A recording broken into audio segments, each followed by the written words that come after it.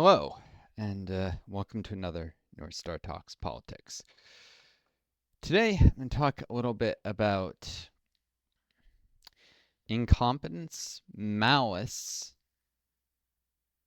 and dishonesty in the government bureaucracy and the way it's weaponized against people at the bottom, and specifically as this pertains to Social Security, because this is the thing that's most on my mind right now. Now, I did today deal with a very unhelpful and hostile bureaucrat at my local Social Security Administration office over the phone after repeatedly trying to call the federal number and waiting more than 2.5 hours and then getting hang-ups without anyone speaking to me. And even when I called the local office, the first time I called, things said it'd be less than 15 minutes. Then 17 minutes after being put on hold,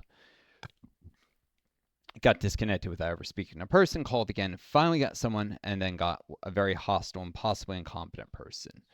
And I want to point out, though this may seem like I'm overgeneralizing from a specific experience, that these experiences of hostility and low-level aggression from these employees are very common. There's things that are experienced by millions of people every year.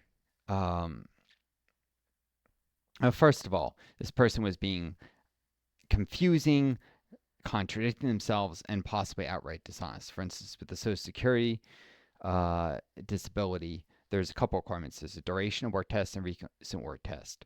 There's what's known as the 2040 rule. From what I can see, everything on the web. Then there's also different requirements for when you're younger. So, for instance, I became disabled with long COVID at age 30. So that would mean, according to the all the materials, that there's two different requirements where I had to have earned a certain amount between the time I turned 21 and when I became disabled at 30, and half the time. Okay, half the time is out of a essentially 10-year period, 5 years. Um, This is very clearly spelled out in countless articles. For instance, if you're 31 or older when you become disabled, you must have worked at least 5 of the last 10 years to pass recent work for SSDI. Put another way, you have to earn at least 20 SSDI work credits in 10 years immediately before you're disabled. If you're between 24 and 31, which would be my case, you must have worked at least half time since you turned 21. For example, if you became disabled at age 29, you must have, which is very close to my situation, I was 30, you must have worked at least 4 years out of the last 8 years, or have earned at least 16 work credits in the last 8 years to be eligible. All right, so this employee was, I mentioned that there were multiple years they had inaccurate earnings history. There were 2 years they had completely blank where I'd worked. Other years where the amounts, part of the amounts missing. This employee first just kept hyper focusing on the recent years where some of it was missing. I said there was a little bit, the minority of the work they'd done. And glossing over the years, I've repeatedly emphasized, worked a whole year, and they had me as $0 earnings, just everything completely missing. I was working for university at the time, so it's very easy for me to get the earnings statements for those years and the W-2s and whatnot, unlike some of the employers. I mentioned also that other employers that I couldn't get the W-2s. One who was committing a sort of tax fraud, not my fault, couldn't get the W-2s for this. A person was saying, if you can't get the W-2s, nothing we can do. Except it literally says on the form, I have it right here on my phone, a download of this, form SSA 7008. Request for corrections of earnings record. It says, and I quote, if you do not have evidence of these earnings, you must explain why you are unable to submit such evidence and their marks, section of item 10.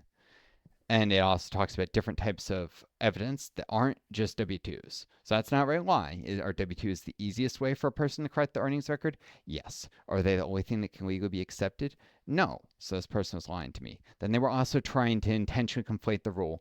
I'm supposed to have worked 5 of 10 years before I get disabled. That is not, I'm supposed to have worked the majority of the last 5 years. In my case, I went back to grad school in 2019, became disabled in 2021. I had worked 5 of the last 10 years, but obviously I had not worked while I was a full-time student, at least not for pay, because as a grad student, you do unpaid work and research. And so I had not worked the majority of the last 5 years. This person was conflating the requirements, and I it seemed wrong to me, but I know I can't always trust my memory with long COVID. So at the time, I did not object when I was over the phone. I said that doesn't sound right, but I wasn't entirely sure. I've since double checked, and I have exact notes on what the person said. Um, so I know for absolute certain they said this, that they had to have worked the majority of the 5 years. Except that's not accurate. It said I had to work 5 of 10, which is not the same as what, 2.5 out of 5. And then the person was talking, well, you had this quarter and not that quarter. Well, yes, because that's when I went back to school. That's when I did a job retraining program to start working as an EMT within the last 5 years. But I have the last 10. I also have both. There's a duration of work test and a recent work test. I'll quote an article that summarizes it. I've looked up in countless articles, say in slightly different ways to summarize it, but they all say the same thing. Here's an article. To pass the recent work tests, you must have worked and earned SSDI work credits. A certain amount of your work credits must have been earned in recent years. The exact requirements to meet is based on how old you are when you become disabled. If you're 31 and older, you must have worked at least 5 of the last 10 years. Put in you have to earn at least 20 work credits in the 10 years immediately prior to become disabled. At 30, it's basically rounded up. Uh, Now that's for the recent work test. The duration of work test, you must have worked a certain number of years based on your age to pass the SSI duration of work. It also says in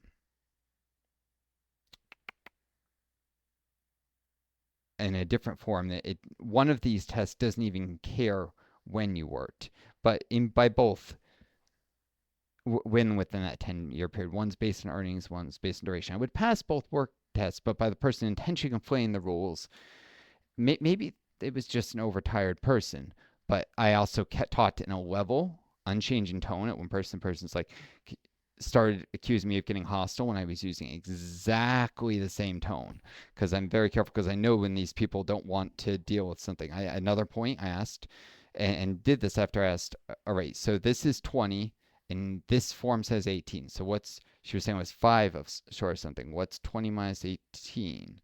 Saying, said exactly like that. And 2, right? And this person was just refusing to even answer that question. Why is the difference between these things not 5, not 2? She was claiming just malice. Enough about my specific story. The point here is that there is an overall trend of stepping on those who are most vulnerable, lying to them often, saying things like, there's nothing we can do if you don't have this exact thing that's maybe what's most convenient for the bureaucrat, like a W-2, when even the forms say that that's not the only acceptable form of proof of past employment. And they get away with it. This is probably part of what feeds the alt-right hatred and like the burn it down, the MAGA people, and their ire at so-called coastal elites, but it's also something that everyone has to deal with. It is a symptom ultimately, and to draw the bigger trends, this is a symptom of capitalism. This is a symptom of a bureaucracy that's created not to help people,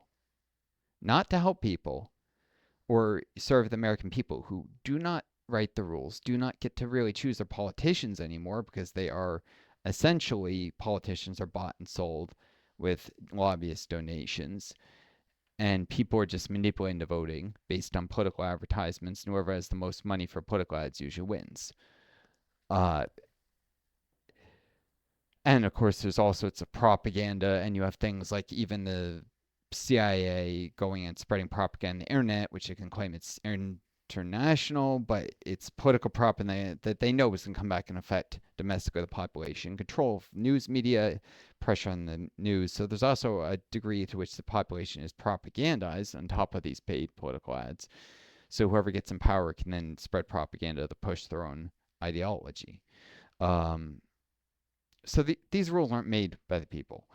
And if bureaucracy is doing too much to challenge interests of the rich, then you see people getting fired, replaced by loyalists or people who would be more amenable to the interests of capital. Um, and there's not much we can do. We can make some noise. Sometimes you might be able to call, for instance, your congressman, your senator's office. You may be able to apply some pressure and get around some of this shittiness, and sometimes not. Uh, People threaten lawsuits, and there's various mechanisms people have to try and push back, but it's not very effective. Because, and it's getting worse, and people are having less and less ability to push back every year because this system is designed to treat people as nothing but sources of labor for the upper class, and to even deny basic ideas like a social contract. I tried to ask this person, just taking a step back for a second. I said, Social Security disability is a social safety net meant to help people when something unexpected happens that screws them over, such as, say, a disability, correct? And the person said, it's not a social safety net. What is it then? That's literally the political science definition of what these welfare systems are, is a social safety net. And when you have the bureaucrats either not aware or intentionally lying about the purpose of the programs, saying it's not a social safety net when that's exactly what it is, something meant to catch people when they become disabled, because no one goes into life expecting to become disabled into their career. Clearly, these people don't believe in helping people. That it can't get much more obvious than that. That they deny this even is a social safety net, and they would deny that there is any kind of social contract that exists. That's a system that's irreparably broken, and I'll leave it with that. Something to think on. Well, I hope you enjoy this talk. I know it's a bit disjointed, probably clouded by some of my anger over this issue, but listeners, take care of each other, be kind to yourselves. May you always find a guiding star to lead you home. Until next time, this is Northstar. Adieu.